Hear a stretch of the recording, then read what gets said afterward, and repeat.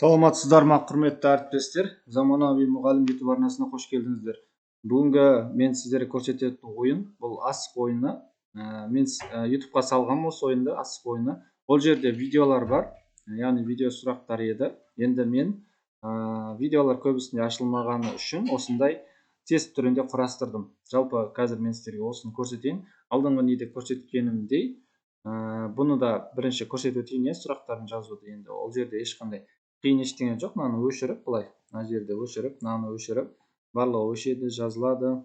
Сұрақтарыңызды жазып қолдана бересіздер. Мынаған мысалы өшіріп сұрақтарын дұрыс жауапты осы жерге, қате жауаптарына варианттарын жазып, тест түріндегі не бұл сөйтіп қолданасыздар. Енді мен пока слайдпен ашып көрсетейін. Пока слайды сначала деп ашамыз.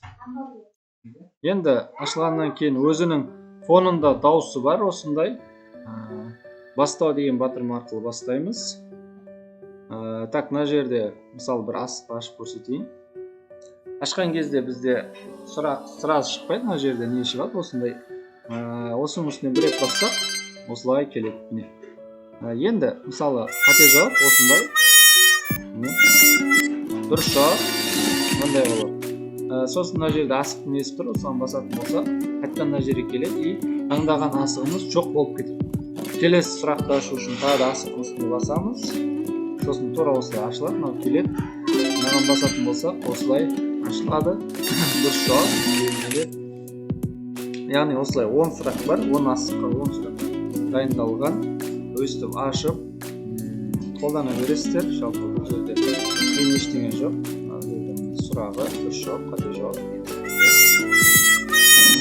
Мынаған басамыз. Соңында ойынды аяқтау деген батырмаға бассақ, осылай шығарады. Енді мен бәрін көрсетуім қажет жоқ, өйткені бәрінде осылай істейді. Бәрі бірдей бұл жерде сұрақтары. Яғни бәрі бірдей болғанда, мына жерде мысалы дұрыс жауап А вариантында болса, мына жерде дұрыс жауабы А вариантында. Яғни осындай әртүрлі етіп қойылған. Енді осы ойын керек болса маған өтіп жазыңыздар. Толығырақ сол жерде айтатын боламын.